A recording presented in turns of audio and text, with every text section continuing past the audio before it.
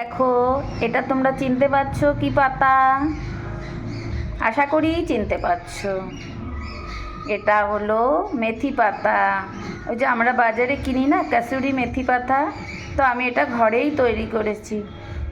কাঁচা মেথি পাতা কিনে, মানে মেথি শাক কিনে আমি এটাকে এই যে সব ডাঁট থেকে পাতাগুলো ছাড়িয়ে শুকিয়ে নিয়েছি।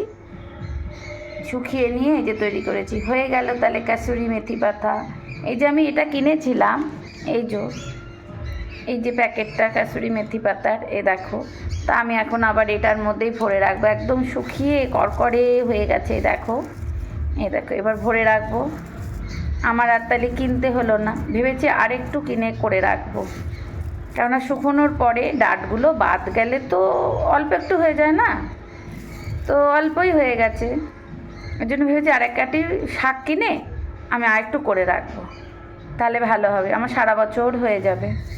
তাই তোমাদের দেখালাম, যারা কেনো তারা না কিনে এইভাবে ঘরে করে নেবে, সুন্দর হবে।